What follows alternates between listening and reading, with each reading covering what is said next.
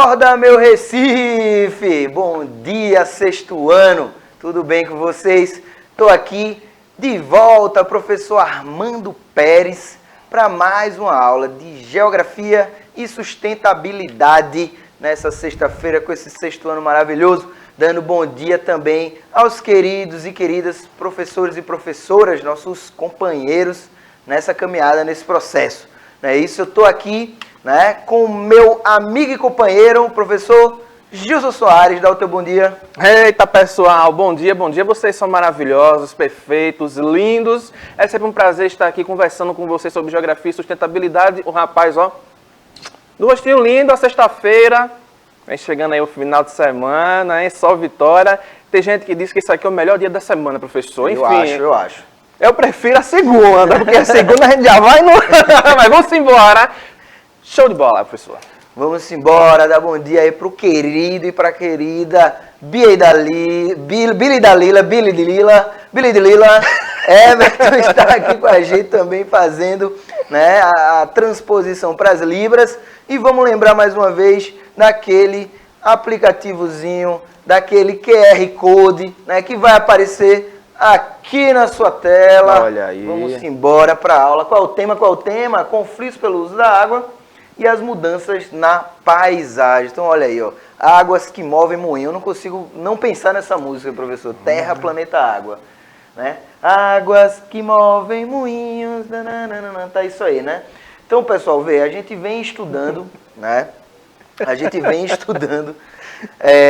conflitos pelo uso dos recursos naturais aqui no nosso país, E todos esses conflitos, toda a produção econômica, que seja industrial ou seja natural, precisa de água.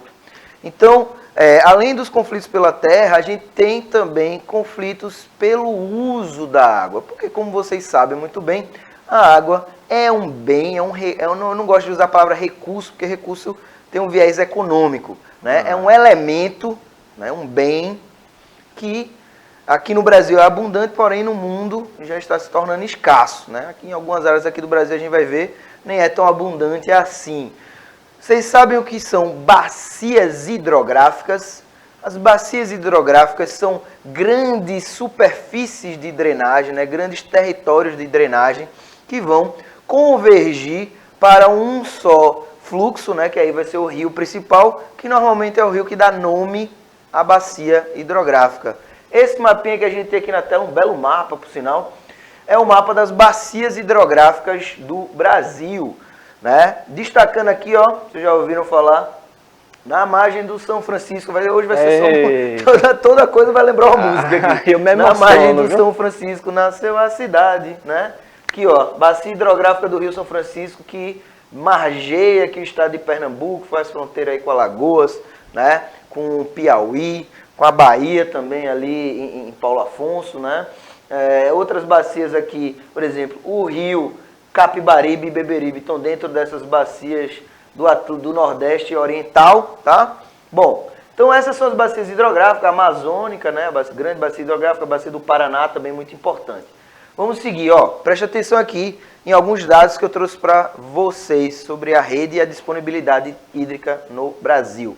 Bom, como eu falei para vocês, o Brasil é um país de abundância hídrica, A média daqui do Brasil é de 40 mil metros cúbicos de água por habitante. Se fosse dividir a água do Brasil por ano, porque a água é um recurso renovável, tá? Daria, em média, 40 mil metros cúbicos de água por habitante por ano. Isso é muito, pessoal. Isso coloca o Brasil em um dos países em que tem a maior disponibilidade hídrica do mundo, Porque isso tem a ver também com a quantidade de população, Não é só a água disponível. Então, se a população do Brasil começa a crescer de forma descontrolada, a gente vai ter uma diminuição dessa oferta de água. Porém, essa água é igualmente dividida no Brasil? Não, A gente já viu aqui, existem diferentes biomas no Brasil.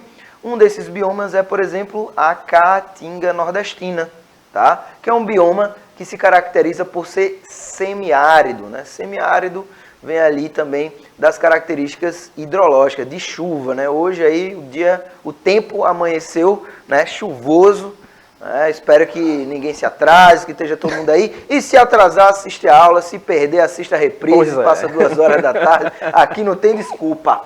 Pessoal, então no Nordeste, a gente já vai ter uma disponibilidade menor de 500, professor, metros cúbicos por habitante por ano. É uma discrepância muito grande, Muito grande, realmente. Vê só para finalizar esse slide, né, a maior parte, né, quase todos os rios, as bacias hidrográficas são geradas, né, pela origem, na verdade, pluvial, né, que é a chuva. Né? Então, todas as bacias hidrográficas brasileiras são originadas assim, menos, né, a do rio Solimões. Alguém sabe aí qual é o rio que se forma a partir do rio Solimões? Vai se encontrar lá com o Rio Negro.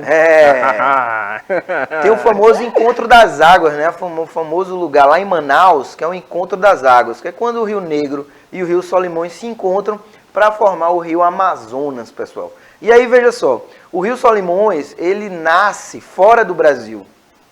Ele vai nascer no Peru, né, na região da Cordilheira dos Andes, a partir, veja só, da água do degelo, né, das montanhas lá dos Andes.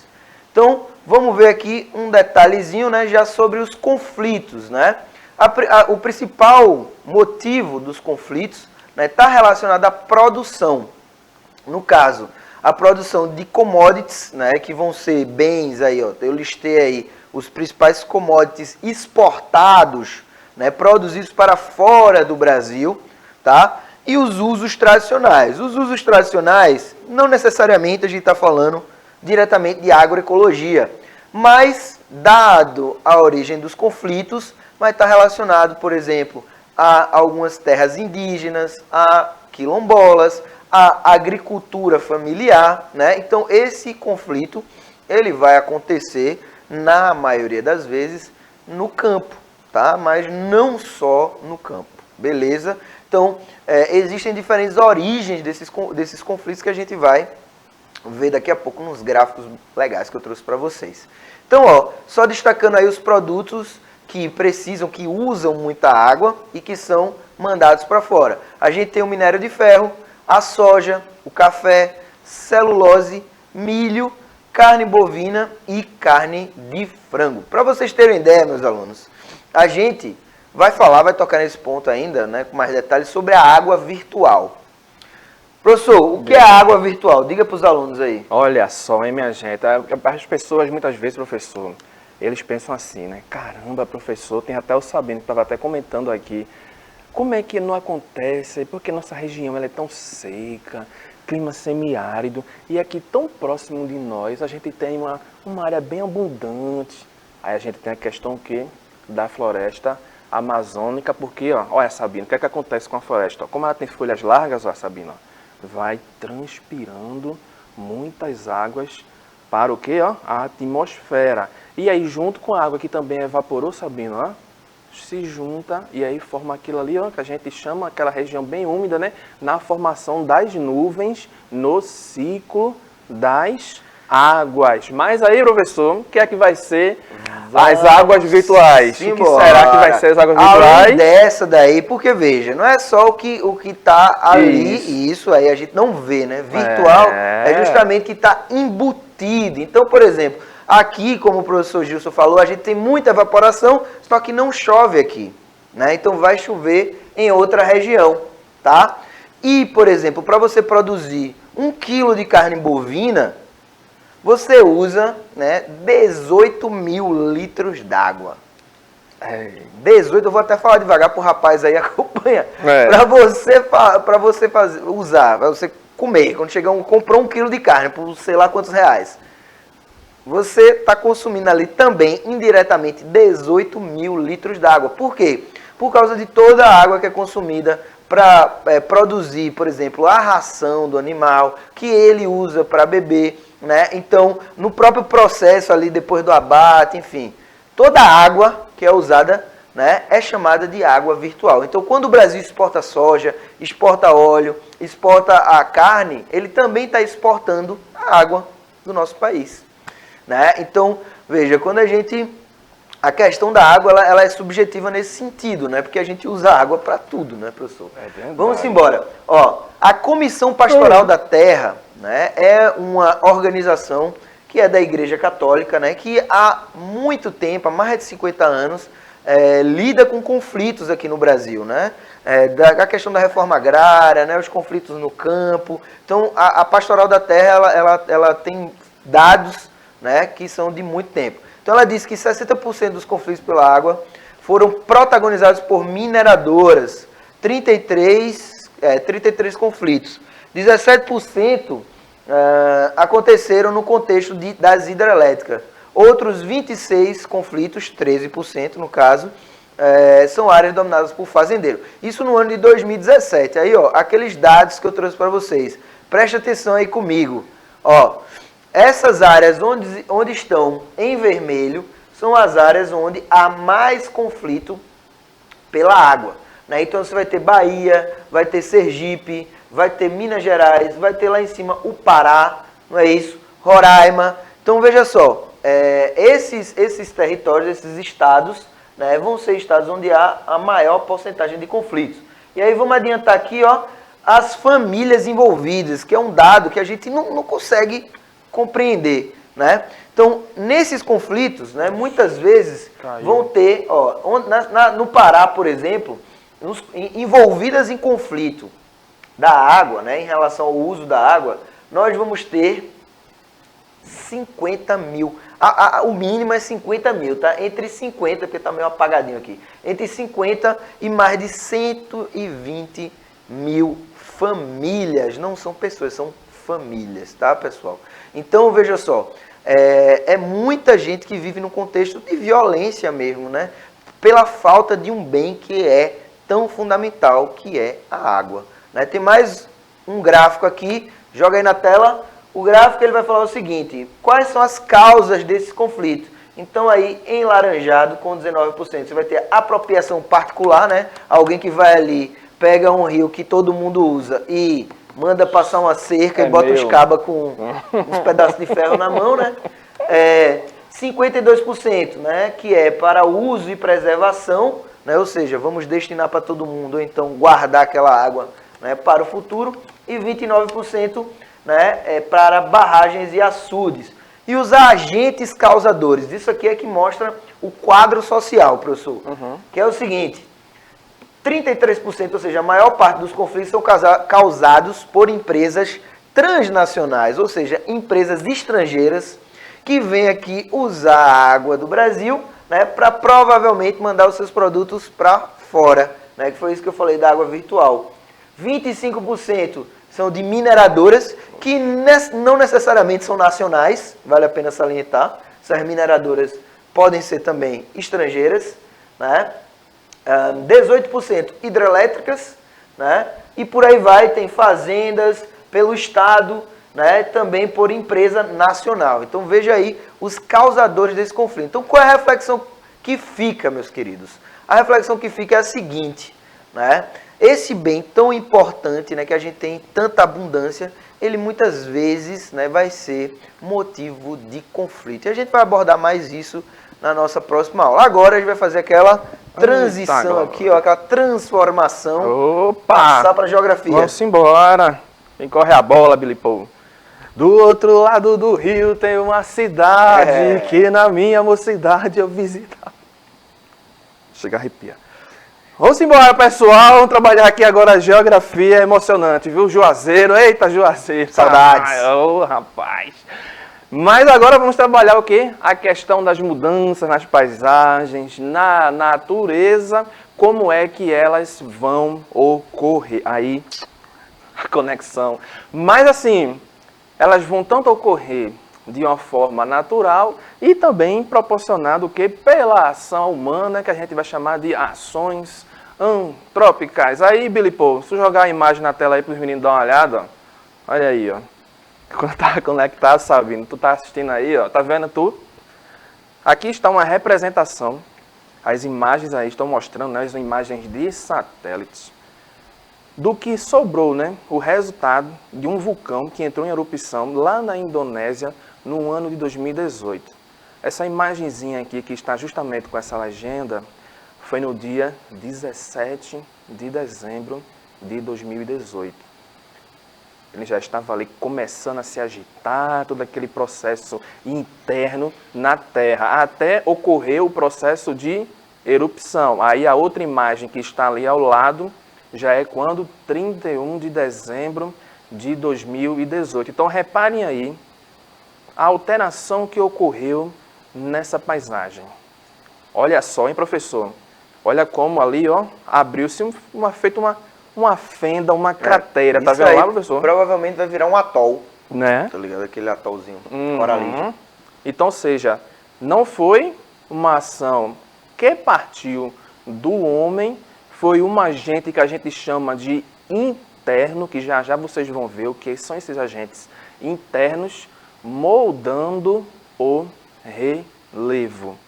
Quer outro exemplo? Aconteceu aqui no ano passado. Agora já vai ser um agente externo moldando o relevo. Olha só, professor, Minas Gerais, hein?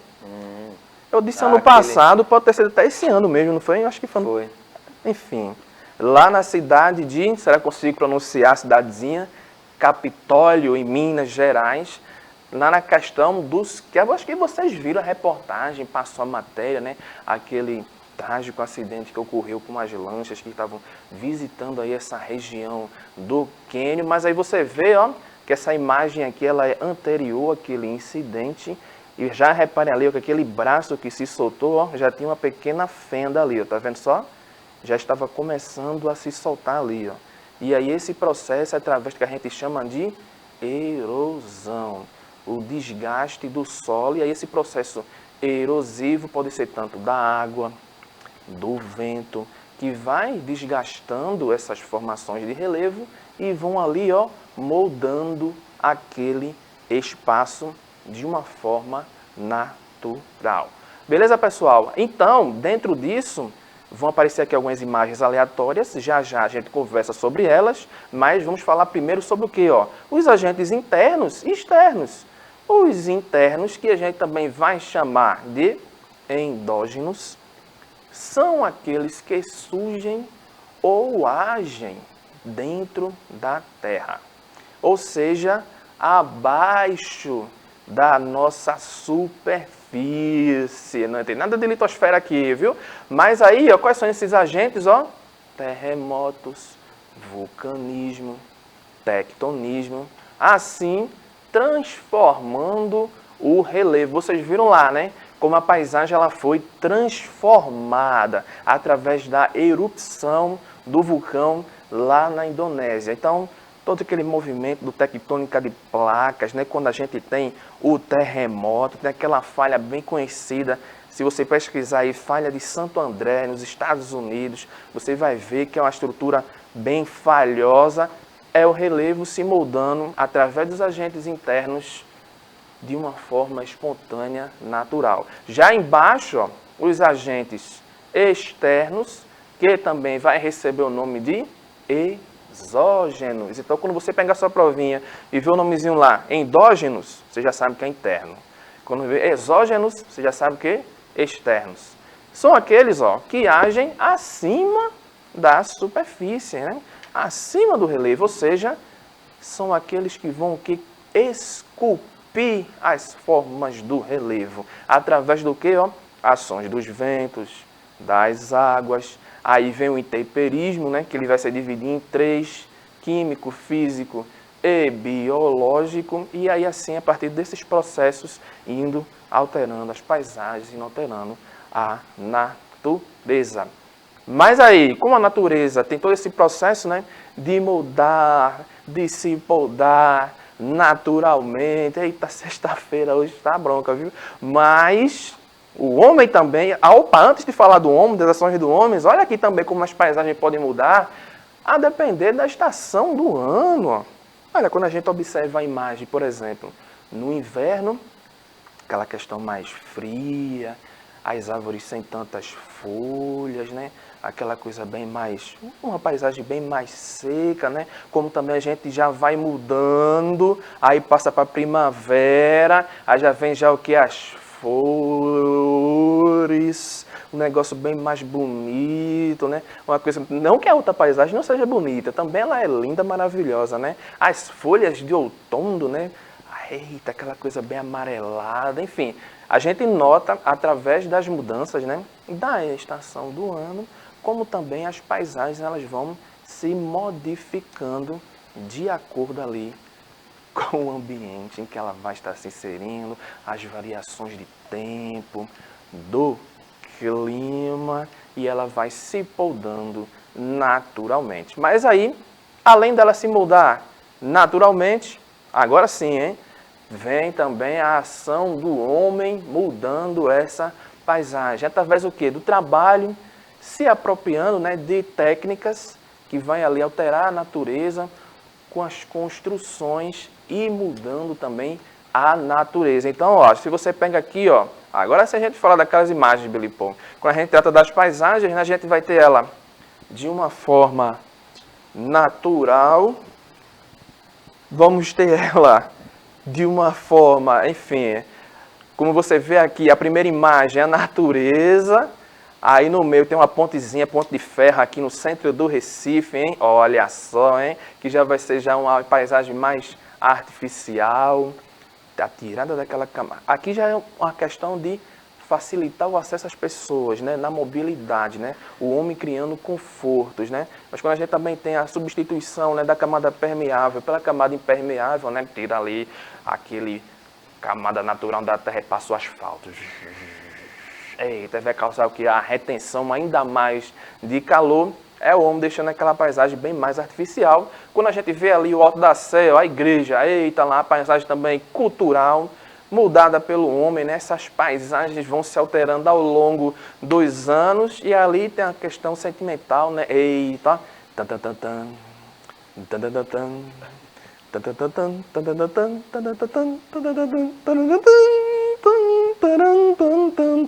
ou seja, não precisa nem de uma imagem, né? Através da audição, pela canção, você já vai saber que vai estar onde? Em um casório, né? Uma questão mais sentimental entre as pessoas, entre os casais. Por isso que a paisagem, além de trabalhar o campo de visão, a gente também vai trabalhar os demais sentidos, a audição, o olfato, para perceber o local onde nós estamos. Bateu nervoso agora, professor. E tudo isso vai estar incluso no espaço geográfico. Beleza, pessoal? Fica ligado aí nesse sistema, hein? Aí a questão do trabalho, né? Aí a questão do trabalho. Muita gente, né? Só sintoniza, né? Conecta o trabalho, a questão aqui, ó, do esforço físico, né? Que nem um rapaz ali, Blipo. Joga na tela, olha o rapaz ali, ó. Quebrando a parede, na obra, mas isso aí, claro que é uma forma de trabalho, como existem várias outras formas de trabalho, mas você também exercitando a mente vai estar exercendo um trabalho. Quando você faz aí, por exemplo, você está em casa aí o professor Armando manda você fazer uma pesquisa. Tudo que você está pesquisando, martelando ideias na cabeça, o professor Armando, ele também vai estar trabalhando, não é? Exatamente, pessoal. Então, veja só, o trabalho, né, ele tem uma dimensão que ela é dentro da dimensão humana única, né, que é a capacidade de você nem ter feito o negócio ainda, mas já imaginar esse negócio. Então, existe o trabalho intelectual também, né? Existe o trabalho em que as pessoas, por exemplo, a gente aqui, né, os professores, a gente está exercendo o nosso trabalho através do nosso intelecto, não é? E isso é uma dimensão que ela é eminentemente humana, né? Tem a ver com a cultura, né? Tem a ver com a capacidade chamada teleológica, né? A capacidade da gente imaginar uma coisa antes dela estar pronta, né? Aí você pergunta, tem os animais, né? Os animais, por exemplo, quando a abelha constrói a colmeia, professor, ela já está imaginando como a colmeia vai ficar? Não, né? Ela faz, o trabalho dela ela é instintivo, é diferente do arquiteto, né? Quando imagina uma casa ficando pronta, não é isso? Pois então, é, isso justamente. Também é trabalho. Isso, também tem aquelas casas. Eita, aqueles formigueiros são lindos, viu, professor? É um trabalho que elas executam ali, fica uma coisa maravilhosa. Se sustenta, viu? Vai devagarzinho, fica uma coisa bem estruturada. Aí a apropriação, quando aquele seu coleguinha pede lá uma caneta, um lápis para você e não devolve mais, bicho, se apropriou, tornou-se dele. Então o homem, quando ele se apropria do espaço geográfico, e também vai estar alterando a natureza, alterando as paisagens. Ali você vê a barragem, né? Eita, laia! Quando o homem se apropria de um espaço, acaba desmatando uma grande área, né? Alagando toda aquela região, fazendo ali o quê? Uma apropriação daquele espaço, visando aí muitas vezes a questão apenas gerando conflitos econômica, também, gerando conflitos. as hidrelétricas aí também, né? Olha aí, ó, a natureza. Eita, lá, espaço bonito, final de tarde, pôr do sol, é lindo, viu? Rapaz, eu vi o pôr do sol, professor, lá em Jericoacoara, no Ceará. Que coisa maravilhosa, viu? Saudade de Jeri. Saudade de Jeri. Aí do outro lado vem o quê? As construções, os prédios, as pontes, onde o homem vai aí moldando, né? A depender da sua necessidade, sem ligar para questões sustentáveis, né? Passando por cima da natureza, Mata Atlântica, você já sabe que está bastante afetada, né? Os biomas em gerais, né? Não vamos aqui limitar apenas um, não, né? Cada cá com as suas peculiaridades. Cerrado lá, professor, aquela questão das fronteiras agrícolas, chegando também na floresta amazônica, gera muito conflito. Exatamente, né? Tem uma região aí que a gente vai falar dela também, que é a região do Matopiba, né? Que é aquela fronteira aí, ó. Gilson já leu meu pensamento, você vai ver o mapa que ele vai trazer aí daqui a pouco, vai ter aí, ó, essa partezinha. Explica aí, professor, no mapa aí, onde é a região do Matopiba. Rapaz. Tocantins, é porque tem... Maranhão. Isso. A própria palavra já vai dizendo, né? Pega um pedacinho, um iniciozinho de cada palavrinha, né? Madi, Maranhão. Todi, Tocantins. Peide, Piauí. Eita, Piauí. Matopi, beada aqui. Aí, minha Bahia, minha porreta. Eita. Menino, esse desenho é top, hein? Vamos lá, Billy, pô. Agora não obedece para a mulher, não. Começa bem lá atrás a questão, quando o homem começa a se apropriar de técnicas para facilitar a sua vida, né? Aquela questão da caça, da pesca, depois ele se transita, né? Para uma coisa bem mais para a agricultura, né? Quando a gente já vai chamar ali daquele período neolítico, né? Na questão do fogo, o homem já começa ali lá de trás a interagir nesse espaço geográfico. Claro que lá, uma questão que não impactou tanto assim, quando ele começa a questão da agricultura, aí sim já começa a deixar bem mais evidências, né, na natureza, nas paisagens. E aqui, para chegar no finalzinho de nossa aula, aqui, ó, os avanços, ó. Olha aí os avanços, ó, como a coisa avançou, passando por todo aquele processo das revoluções industriais, desde a máquina a vapor, né? E evoluiu bastante. Nós temos hoje, tem até aquele trem, professor, que é o chamado trem-bala, né? Menino, uma coisa assim, o trem ele pega tanta velocidade que ele nem encosta na linha férrea. É imã. É um imã, né? Tudo na imã.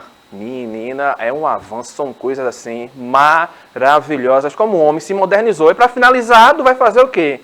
Vai fazer um resumozinho da nossa aula de hoje para dialogar aí com seu professor, com seus coleguinhas. Eita, professor, não deu tempo de anotar. Tem a reprise hoje à tarde, a partir das 2 horas, aqui nesse mesmo canal, você revê nossas aulas. Tem um canal do YouTube lá com os vídeos disponíveis para você assistir novamente a aula. Reassiste lá, anota tudo direitinho, faz um textozinho básico, dialoga com seu professor. E o professor Armando ele já vai se despedindo. Última música de água, professor Gilson. Vá, diga. Piranha é um peixe voraz do Rio São Francisco. Não, perdão. Amazonas, nosso grande rio. Mas valeu, pessoal. Um abraço. Tchau, tchau. Tamo junto, sexto ano. Forte abraço, ó. Até semana que vem, viu?